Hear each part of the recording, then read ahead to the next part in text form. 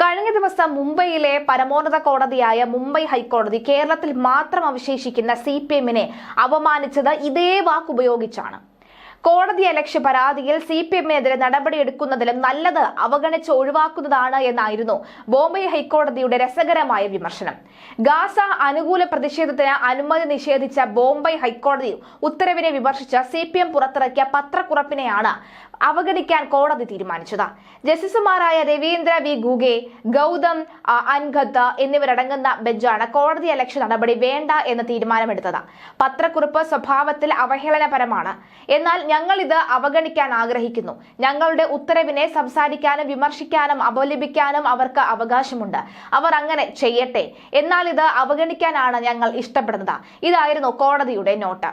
Gaza അനുകൂല പ്രതിഷേധം സംഘടിപ്പിക്കാൻ അനുമതി നൽകാതിരുന്ന ജൂലൈ 25-ലെ ബോംബെ ഹൈക്കോടതി ഉത്തരവിനെ വിമർശിച്ച് CPM ഒരു പത്രക്കുറിപ്പ് ഇറക്കിയിരുന്നു. ഇതിനെതിരെ കോടതിയലക്ഷ്യ പരാതിയുമായി അഭിഭാഷകനായ SM ഗോഡ്വാക്കർ കോടതിയെ സമീപിക്കുകയായിരുന്നു. ഇത് കോടതിയുടെ മഹാമനസ്കതയാണ് ഗോഡ്വാക്കർ പറയുന്നത്. എന്നാൽ സംഭവത്തിൽ CPM-ന് നോട്ടീസ് അയക്കുമെന്നും പിന്നീട് ഹർജി വീണ്ടും സമർപ്പിക്കുമെന്നും അഭിഭാഷകൻ വ്യക്തമാക്കി. ഗാസയിലെ വംശഹത്യക്കെതിരെ മഹാരാഷ്ട്ര മുംബൈയിലെ ആസാദ് മൈതാനിയിൽ പ്രതിഷേധ പ്രകടനം നടത്താൻ അവിടുത്തെ CPM പ്രവർത്തകർ മുംബൈ പോലീസിനോട് അനുമതി തേടി. മുംബൈ പോലീസ് ഈ അനുമതി നിരസിച്ചു. CPM ബോംബെ ഹൈക്കോടതിയെ സമീപിച്ചു. ഹൈക്കോടതി കുറച്ചു മുൻപ് ഹർജി തള്ളുക മാത്രമല്ല, ഹർജിക്കാരെ രൂക്ഷമായി എടുത്തിട്ട് അലക്കുകയും ചെയ്തു. മുംബൈ ഹൈക്കോടതി പറഞ്ഞത് ഇതാണ്: ആയിരക്കണക്കിന് മൈലുകൾ അകലെയുള്ള വിഷയങ്ങളിൽ ശ്രദ്ധ കേന്ദ്രീകരിക്കുന്നതിന് പകരം ഇന്ത്യയെ ബാധിക്കുന്ന പ്രശ്നങ്ങളിൽ ശ്രദ്ധ കേന്ദ്രീകരിക്കണം. നമ്മുടെ രാജ്യത്തിന് ആവശ്യത്തിന് പ്രശ്നങ്ങളുണ്ട്. ഇതുപോലെയുള്ള ഒന്നും നമുക്ക് വേണ്ട. പറയേണ്ടി വന്നതിൽ എനിക്ക് ഖേദമുണ്ട്. നിങ്ങളെല്ലാം ഹ്രസ്വദൃഷ്ടിയുള്ളവരാണ്. ഗാസയിലെയും ഫലസ്തീനിലെയും പ്രശ്നങ്ങൾ നിങ്ങൾ നോക്കുകയാണ്. നിങ്ങളുടെ സ്വന്തം രാജ്യത്തെ നോക്കൂ. ദേശസ്നേഹികളാകൂ. നിങ്ങൾ ഇപ്പോൾ കാണിക്കുന്നത് ദേശസ്നേഹമല്ല എന്നും കോടതി അഭിപ്രായപ്പെട്ടു. ജസ്റ്റിസ് രവീന്ദ്ര ഗുഡ്ഗെ, ജസ്റ്റിസ് ഗൗതം അൻഗാദ് എന്നിവർ വീണ്ടും തുടർന്നു. മാലിന്യ നിക്ഷേപം, മലിനീകരണം, ഡ്രെയിനേജ്, വെള്ളപ്പൊക്കം തുടങ്ങിയ പ്രാദേശിക പൗര ആശങ്കകൾ പാർട്ടി ഏറ്റെടുക്കണമെന്നും കോടതി നിർദ്ദേശിച്ചു. നിങ്ങൾ ഇന്ത്യയിൽ രജിസ്റ്റർ ചെയ്ത ഒരു സംഘടനയാണ്. നിങ്ങൾ ഏറ്റെടുക്കേണ്ടത് മുകളിൽ പറഞ്ഞതുപോലെയുള്ള പ്രശ്നങ്ങളാണ്. ഞങ്ങൾ ഉദാഹരണങ്ങൾ മാത്രമാണ് നൽകുന്നത്.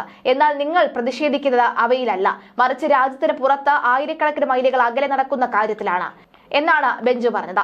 രാജ്യത്തിന്റെ വിദേശ നയം പാർട്ടി സ്വീകരിച്ച നിലപാടിൽ നിന്ന് വ്യത്യസ്തമാണ് എന്ന് കോടതി ചൂണ്ടിക്കാട്ടി. അത്തരം പ്രതിഷേധങ്ങളുടെ നയതന്ത്ര പ്രത്യാഘാതം തങ്ങളെക്കുറിച്ചും കോടതി മുന്നറിയിപ്പ് നൽകി.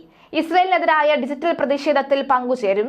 ഗാസയ്ക്ക് വേണ്ടി നിശബ്ദത പാലിക്കൂ. കമ്മ്യൂണിസ്റ്റ് പാർട്ടി ഓഫ് ഇന്ത്യയുടെ പൊളിറ്റിക്കൽ ബ്യൂറോ പുറപ്പെടുവിച്ച പ്രസ്താവന ഇതാണ്: ഐക്യദാർഢ്യത്തിന്റെ പ്രതീകാത്മക പ്രവൃത്തിയായി എല്ലാ ദിവസവും പ്രാദേശിക സമയം 12 മുതൽ 12:30 വരെ അരമണിക്കൂർ മൊബൈൽ ഫോണുകൾ ഓഫാക്കാൻ ജനങ്ങളോട് ആവശ്യപ്പെടുന്ന ഗാസയ്ക്കായി നിശബ്ദത എന്ന ആഗോള ആഹ്വാനത്തെ Communist Party of India Marxist പിന്തുണയ്ക്കുന്നു.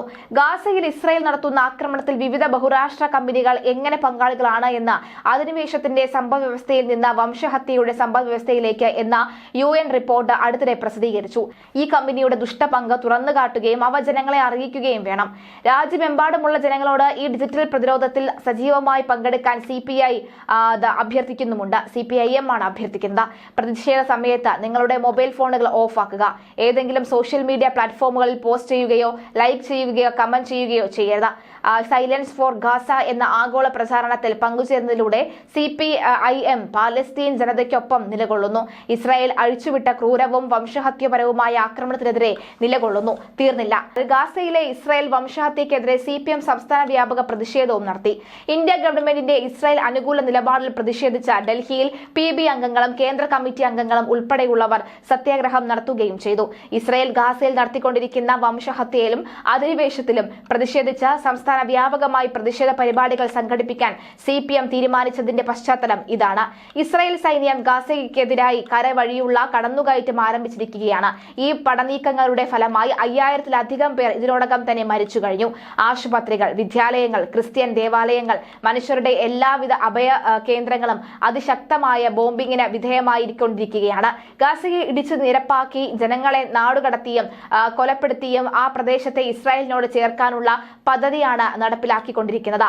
ഫലസ്തീനികൾ അവരുടെ ജന്മനാടിന് മുകളിലുള്ള അവകാശത്തെയാണ് ഇല്ലാതാക്കാൻ ശ്രമിക്കുന്നത് എന്നും CPM സംസ്ഥാന സെക്രട്ടറിയുടെ പ്രസ്താവനയിൽ പറഞ്ഞു. സാമാജികത്വ പിന്തുണയോടുകൂടി നടത്തുന്ന ഇത്തരം നീക്കങ്ങൾക്കെതിരെ എല്ലാ കാലവും പ്രതിഷേധിക്കുന്ന നിലപാടാണ് ഇന്ത്യ സ്വീകരിച്ചത്. ഇസ്രായേലുമായി നയതന്ത്ര ബന്ധം പോലും ഇല്ലാത്ത നിലപാടായിരുന്നു ഇന്ത്യക്കുണ്ടായിരുന്നത്. UN-ൽ ഫലസ്തീനു വേണ്ടി ശക്തമായ നിലപാടായിരുന്നു ഇന്ത്യ സ്വീകരിച്ചത്.